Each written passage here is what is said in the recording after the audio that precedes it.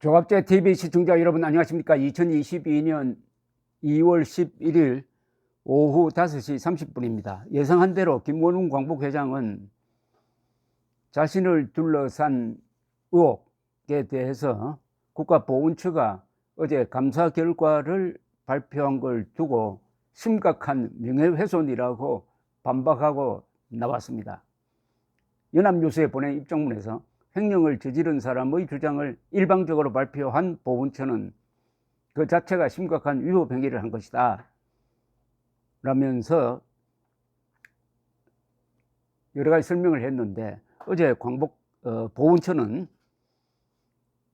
이런 요지의 발표를 했습니다. 광복회는 국회 카페 중간거래처를 활용하여 허위 발주 또는 원가 과다 계상 등의 방법으로 6,100만 원의 비자금을 조성한 것으로 조사되었다. 비자금 가운데 1,000만 원가량은 김 회장 개인 통장으로 입금된 후 여러 단계를 거쳐 현금화돼 사용되었다. 비자금이 김 회장 한복, 양복 구입비, 이발비 등으로 사용된 사실도 확인했다는 게 보훈처 입장입니다. 또 김 회장의 가족 회사가 서울 영희도 광복회관 4층에 몰래 사무실을 차려두고 공공기관들을 상대로 영업활동을 했다는 의혹도 상당 부분 사실로 판단됐다고 밝혔습니다. 김 회장의 며느리, 조카, 처조카가 임원인 이 골재 회사는 광복회 사무실과 집기를 5개월간 무상으로 제공받았다는 겁니다. 이 회사가 광복회 문서 양식에다가 김 회장 직인이 찍힌 공문을 국방부 여주지청에 보냈다는 의혹에 대해서도 보훈처는 문서 등록 대장에 기재되지 않은 채 가공의 문서 번호가 기재된 공문 6건이 확인됐다고 했습니다. 이 정도 같으면 보훈처가 확실하게 공정하게 조사를 했다는 거죠. 이 보훈처가 지금 문재인 정권 하의 보훈처 아닙니까? 그런데 문재인 정권의 완장 역할을 하는 이 김원웅 씨에 대해서 편파적인 조사를 했겠습니까?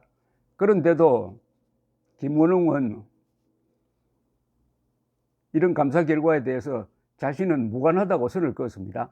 광복회 전 직원 윤모 씨가 1,000만 원을 빌려오겠다고 보고해서 동의를 해준 것이지 자금이 국회 카페에서 만든 비자금이라는 것은 상상도 못했다라고 했습니다. 윤 씨가 내 월급으로 회장의 한복 구입비, 이발비 등 312만 원을 사용했고 적은 월급에 부인과 갈등까지 있었다는 서신을 보내와서 윤 씨 부인 계좌로 송금을 해주었는데 이후 비자금 조성 사실이 드러나자 그가 비자금을 광복 회장의 이발비 등에 썼다고 말을 바꿨다는 게 김원웅 회장의 주장이면서 또 이렇게 덧붙였습니다. 나를 끌어내리려는 사람들이 있는데 사퇴 의사 전혀 없다. 경찰과 사법당국 조사에서 진실을 규명할 것이다 라고 했습니다. 뭐 수사 결과가 나오겠죠. 그런데 이와 별도로 이런 끔찍한 상상도 한번 해봤습니다. 이재명 씨가 대통령에 당선되면은 아마 이 김원웅을 보훈처장에 임명하지 않았을까 할 생각이 있었던 거 아닐까. 그러면 보훈처장으로서 김원웅이 제일 먼저 하는 거는 친일파 프레임을 씌워가지고 백선엽 장군 묘부터 파내는 국립현충원에서 그런 일을 하지 않았을까 하는 생각이 듭니다. 그런데 그럴 가능성은 이제 상당히 멀어졌습니다. 왜 그렇게 생각을 하느냐. 자꾸 저는 이재명과 김원웅이 쌍둥이 같아 보입니다. 이 친일 타령하는 게 또 왜곡된 역사관으로 대한민국의 정통성을 부정하는 그 행태가 꼭 쌍둥이 같아요. 이런 장면이 있었습니다. 지난해 11월 1일 이재명 더불어민주당 대선 후보가 광복회를 방문해가지고 김원웅과 대화를 나눈 게 언론에 보도된 적이 있습니다. 이재명은 이런 이야기를 했습니다. 대한민국이 백지 위에서 선량한 국민들로 이루어졌다기보다 친일 청산을 하지 못하고 외려 일제에 부역한 인사들이 새로운 대한민국 정부의 주축으로 참여했다고 주장을 했습니다. 이건 말짱 거짓말입니다. 대한민국 주축으로 참여한 사람들은 뭐 간단하잖아요. 이승만, 신익희, 조병옥, 이시영, 김승수 같은 애국자들입니다. 특히 초대 내각에는 다 독립운동한 사람이에요. 거기에 친일파가 한 사람도 없습니다. 오히려 북한에서는 친일파를 많이 썼어요. 북한이 친일파 정선했다는 말 다 거짓말입니다. 거기 초대 내각에 친일파가 어디 있습니까?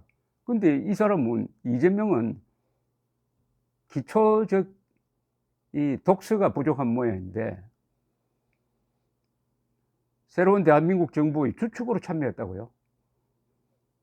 주축이 아니라 심부름꾼 정도는 있었죠. 그리고 일제시대 때 관료로서 또 군에 들어가서 이 나라를 세우는데 꼭 필요한 인재가 있었던 건 사실입니다. 그러나 그 사람들은 주역으로 참여하지 못하고 독립운동한 사람들, 이승만 같은 사람들의 심부름꾼 역할을 한 거죠. 북한은 그러지 않았습니까? 북한 공군은 일본 공군 조종사 출신들이 만든 게 북한 공군입니다. 이재명은 그날 서울 영등포구 여의도 광복회를 방문해서 김원웅 회장을 만나고 기자들 앞에서 이런 엉터리 역사관을 피력을 했습니다. 안타까운 역사가 아직도 현실의 대한민국에 큰 영향을 미치는 것 같다. 김원웅 회장은 최근 아쉬워하는 부분이 많은 것 같다. 우리가 완전히 친일 청산을 하지 못한 아쉬움에 대해 많이 말씀하셨다. 또 우리 사회는 여전히 인적으로나 물질적으로 문화적으로 친일 잔재들이 상당히 많이 남아 있는 것 같다. 지금 대한민국에 무슨 친일 잔재가 있습니까?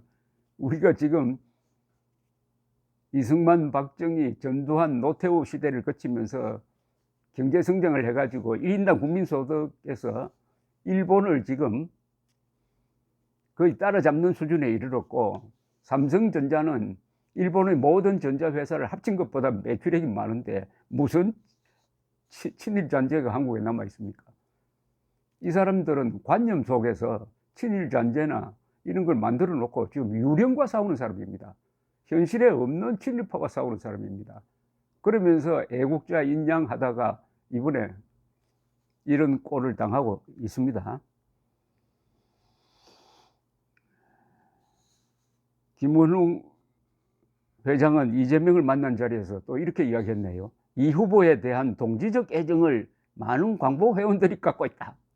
그래서 제가 두 사람이 쌍둥이처럼 보인다는 겁니다. 특히 독립운동 정신에 투철한 정치인이란 인식이 각인돼 있다. 국가적 차원에서 민족 정통성의 궤도에서 벗어난 대한민국을 제궤도에 올리는 작업을 해주길 당부한다. 친일의 뿌리를 둔 친일 반민족 족벌 언론이나 친일의 뿌리를 둔 정치 세력에 있는 정치인들이 이 후보를 색깔론으로 비판할 때 위축되지 말라고 이재명에게 충고를 했답니다. 이런 이야기를 전한 다음에 이 기사가 어느 언론인데 기사가 재밌어요. 이런 이야기를 이재명과 김원웅 두 사람의 이 수작을 전달한 다음에 마지막 문장을 이렇게 붙였습니다. 그런데 김 회장은 자신이 친일로 규정한 박정희 전두환 정권 때 공화당과 민정당 당직자로 일했다. 이거 어떻게 된 거죠? 아니, 박정희 전두환을 친일로 규정을 하면은 그 밑에서 일 안 해야죠. 그러면은 김원웅 또한 친일파의 주구 심부름꾼이 되는 것 아닙니까? 그러니까 앞에 김원웅이 한 좋은 말, 이재명이 한 좋은 말을 이 한마디 문장으로 완전히 무효화 시켜버리고 있습니다. 무효화. 앞에 한 미사여구를 다 코미디로 만드는 게 이 대목입니다. 김 회장은 자신이 친일로 규정한 박정희 전두환 정권 때 공화당과 민정당 당직자로 일했다.